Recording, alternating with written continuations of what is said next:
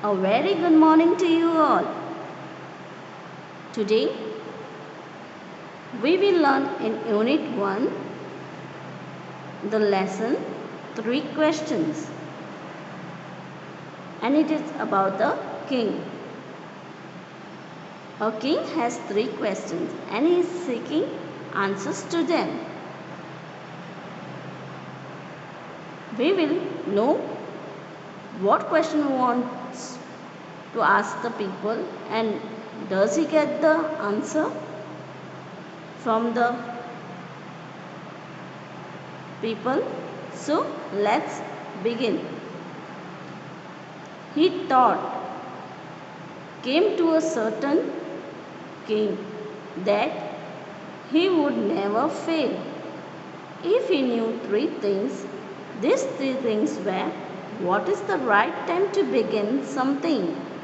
Which people should he listen to? What is the most important thing for him to do? Now I'll explain it. एक दिन अचानक से राजा के मन में ख्याल आने लगता है कि मैं कभी भी नाकाम नहीं रहना चाहता हूँ और इसलिए मैं कुछ ऐसा करना चाहता हूँ कि मैं कभी नाकाम नहीं रह सकता। और इसलिए वो 3 चीज़ों के बारे में वो सोचता है। यह सोचता है कि कौन सा वक्त ऐसा होगा जिससे मैं सही समय पर सही चीज़ कर सकता हूँ। दूसरा था कि मैं किन की बात सुन सकता हूँ, किन लोगों की बात सुन सकता हूँ, और सबसे महत्वपूर्ण कि मैं उन्हें क्या करने के लिए कह सकता हूँ। The king therefore sent messengers throughout his kingdom, promising a large sum of money to anyone who would answer these 3 questions. तो राजा अपने खबरी को राज्य में भेजने के लिए सोचता है और वो यह उनको कहकर भेजता है कि आप उनसे यह कहना कि जो भी मेरे प्रश्नों का जवाब देगा मैं उन्हें इनाम दूंगा और मूल्यवान चीज़ भी दूंगा। उन्हें मेरे तीनों प्रश्नों का जवाब देना होगा। Many wise men came to the king, but they all answered his questions differently. In reply to the first question, some said the king must prepare a timetable and then follow it strictly. Only in this way could he do everything as its proper time. Others said that it was impossible to decide in advance the right time for doing something. The king should not notice all that was going on, avoid foolish pleasures, and always do whatever seemed necessary at the time. तो उसके प्रश्नों के जवाब में उसे यह मिला कि राजा को एक टाइम टेबल बनाना होगा जिस पर वो अमल कर उसका पालन करे और नियम से उसका पालन करे।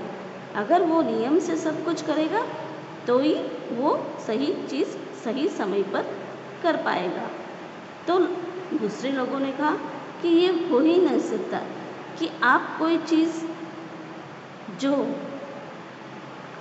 होने वाली हो उसके बारे में सोचकर कुछ निर्णय लो। राजा को यह जानकर उनकी मूर्खता के जवाब जानकर थोड़ा उसे आश्चर्य हुआ। प्लेजर मतलब सुख और फुलिश मतलब मूर्खतापूर्ण।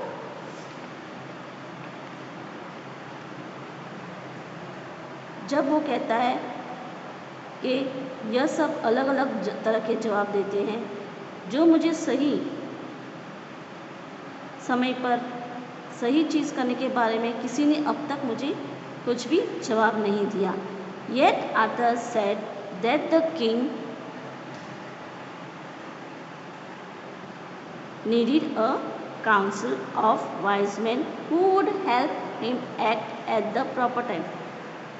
This was because one man would find it impossible to decide correctly without help from others the right time for every action. तो उनमें से थोड़े लोगों ने यह कहा कि राजा को काउंसिल ऑफ वाइज मैन की ज़रूरत पड़ेगी। काउंसिल मतलब a group of people chosen to give advice और टू मेक रूल्स।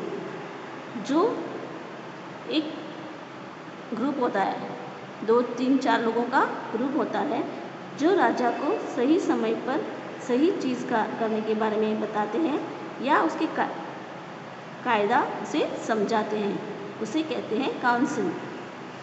और वाइज मतलब बुद्धिमान आदमी, ताकि वो उसकी मदद कर सके और सही समय पर सही जानकारी दे सके,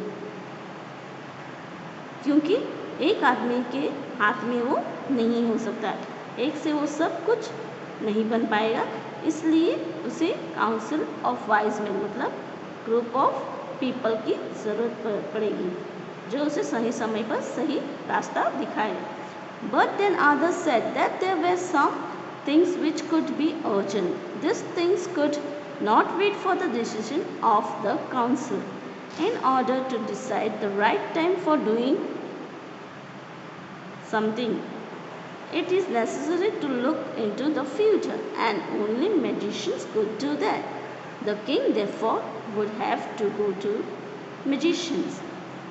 तो दूसरे लोगों ने ऐसा कहा है कि थोड़ी चीज़ अचानक से हो जाती है, तो उस समय पर राजा इंतज़ार नहीं कर सकता है कि कब वो काउंसिल आए और उसे क्या करना है इसके बारे में जानकारी दे।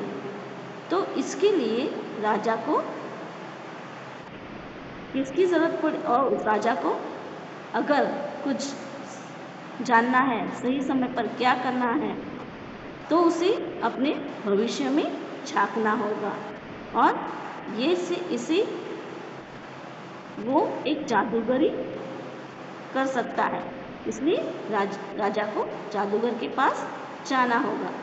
In their answers to the second question, some said the people most necessary to the king were his counselors, others said the priest, a few others chose the doctors, and yet others said that the soldiers were the most necessary. तो इसके प्रश्नों के जवाब में जो दूसरा प्रश्न था, तो लोगों ने कहा कि उसे ज़रूरत होगी कि वो काउंसलर्स के पास जाए। काउंसलर्स मतलब मेंबर्स ऑफ द काउंसिल, जो सलाहकार होते हैं, जो सलाह देते हैं, उसे काउंसलर्स कहा जाता है। थोड़ों ने कहा कि उसको पादरी के पास जाना पड़ेगा, थोड़ों ने कहा उसे डॉक्टर्स के पास जाना पड़ेगा, और उसमें से थोड़ों ने उसे कहा कि उसे सिपाही के पास जाना पड़ेगा, क्योंकि वो एक है जो राजा के जब लड़ाई होती है तब मदद कर सकता है। तो the third question some said science, others choose fighting, and yet other religious worship. तो तीसरे प्रश्नों का जवाब में उसे यह जवाब मिला कि उसे साइंस के लोगों के पास जाना पड़ेगा, थोड़ों ने कहा कि लड़ाई के लोगों को से मिलना पड़ेगा, और थोड़ों ने कहा जो धार्मिक होते हैं उन लोगों से मिलना पड़ेगा। As the answer to this question was so different, the king was not that satisfied and gave no reward. Instead, he decided to seek the advice of a certain hermit who was widely known for his wisdom. तो जब उसे अलग अलग लोगों से अलग अलग जवाब मिला, तो वो इससे नाखुश हुआ और उसने किसी को इनाम नहीं दिया। इसके अलावा उसने यह सोचा कि चलो मैं किसी और से सलाह लेता हूँ, और वो एक हर्मिट था जो जाना माना उसके विजडम में था।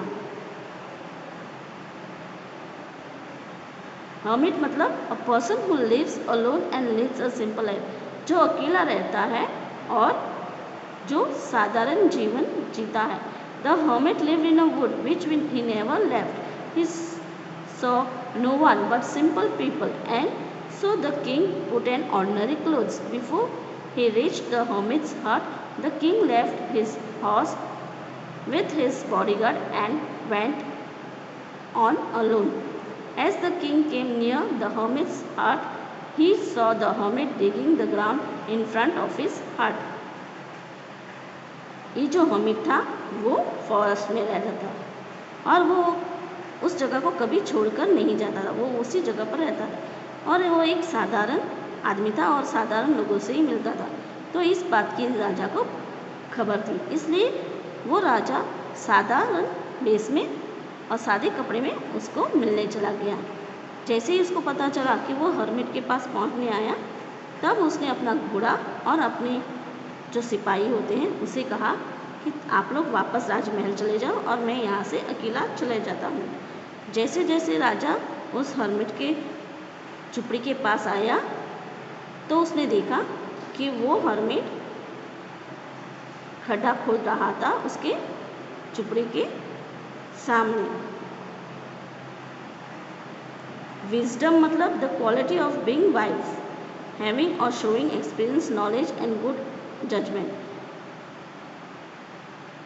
विजडम मतलब जिसमें कुछ ऐसे गुण होते हैं कि वो चतुर भी होते हैं और अगर उससे कुछ पूछा जाए तो उसको उस सब का ज्ञान होता है और वो सही सलाह दे सकते हैं सही समय पर।